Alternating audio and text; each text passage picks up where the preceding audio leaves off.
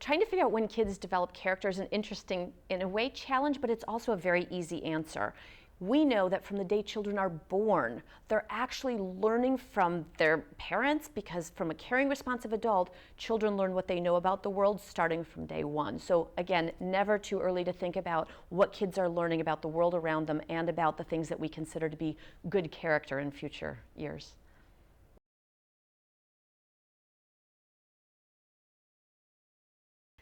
So character development is a general term, and again, I've never met a parent who didn't think that it's something, yes, I want my child to have good character.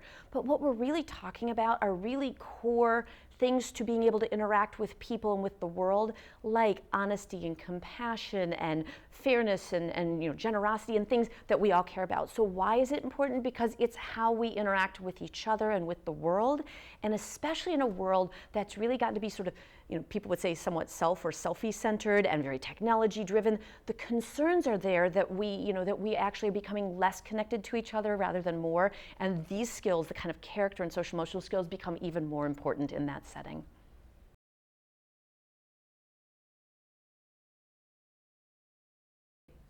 So the survey that you're referring to is a national survey that Primrose Schools had done of parents across the country. And so what was interesting was, and again, not a surprise to me, was that 92% of parents felt that positive character traits were really important for kids to learn, especially in this sort of selfie-centered, technology-driven world that we're living in. But what was surprising to me, and I guess I can think about it and understand it, but what was surprising to me was that nearly half felt that preschool was too young to start sort of teaching social emotional skills. And again, social emotional skills being those sort of understanding others and emotional understanding and emotional intelligence. And that's striking to me because as a pediatrician, as a parent of 3 children, and also the former 10-year owner of an educational child care center, because I owned a Primrose School for nearly 10 years, the opportunity is immense in the first 5 years to really sort of intentionally make sure that we focus, both as parents and as early educators, on helping children, not just in their school readiness sort of academic skills, but focusing as much on who they become on this sort of character side as what they actually know from a factual standpoint.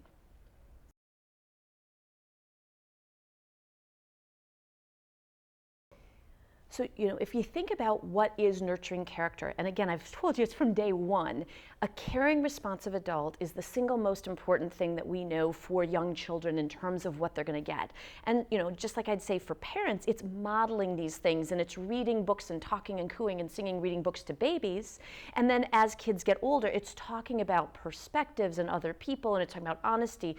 It's doing things like teaching kids to be not just, please and thank you as a memorized skill, which is an important thing to have kids learn, but also a sense of gratitude and generosity.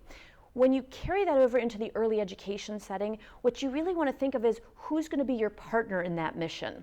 So you want to look first and foremost for a care setting where it's a nurturing environment, right? Because if it's not a nurturing environment, we know that babies' brains are socially gated. That it has to be a nurturing, caring environment. But there's also a real opportunity there to look for programs, and again, having 10 years of experience as a Primrose owner, looking at a curriculum that actually focuses on embedding how do you teach kids about perspectives, how do you help them identify not only their own emotions, but other people's emotions through books and activities and discussions, is a real opportunity. And you want to look to make sure, again, like I said, that the educational childcare setting you're picking isn't so focused on the reading, writing, arithmetic sorts of skills or pre-skills, but they also focus equally on these social emotional skills and how they can be developed in any care setting, including educational childcare.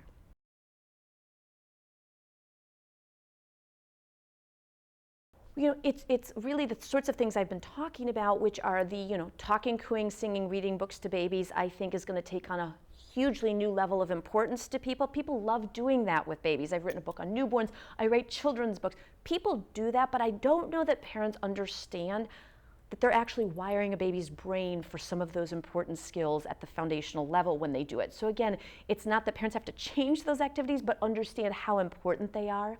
And then as they get older, parents can take kids and do things, whether it's caring about, nature, it's caring about pets, it's caring for people other than themselves, understanding other people, doing things. One of my favorite activities, and again, I just tell you this in the childcare setting, When I owned my center, we did a caring and giving event where it was a canned food drive, and every Primrose across the country, there's over 300 of them now, are doing this event where very young children are doing chores, so they get the feeling of how do you earn, right, what you're doing, and then they bring in their money and they talk about what other people need and what kids need for healthy food, and then they go on a field trip and they take, go to the grocery store. It was one of my favorite activities because it was this comprehensive, children feel it, live it, and they also get that sense of reward and happiness that we all hear about from actually doing things for others.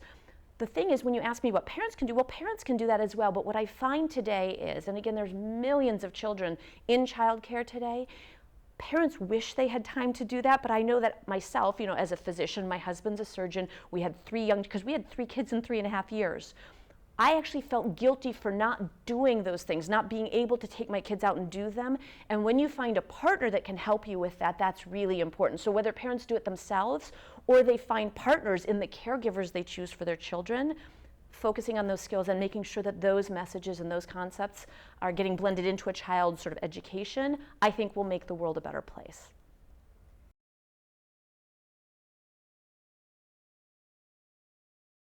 Well, especially because I'm struck by the results of the findings of this national survey, those results, along with a lot of the brain science and what we know about early childhood and early childhood education's role, can all be found on the Primrose School website. So it's primroseschools.com/blog. So that's a great place. And for anyone who's interested, this is one of my passions now, and I've actually got a book coming out called The Toddler Brain, Nurture the Skills Today That Will Shape Your Child's Tomorrow, which will, again, reinforce those same sort of evidence-based, the neuroscience, what parents can do, what the milestones in the development of these skills look like. So I would recommend people go and look up some more of this information because I do not want any parent to miss this window of opportunity for their children in the first 5 years.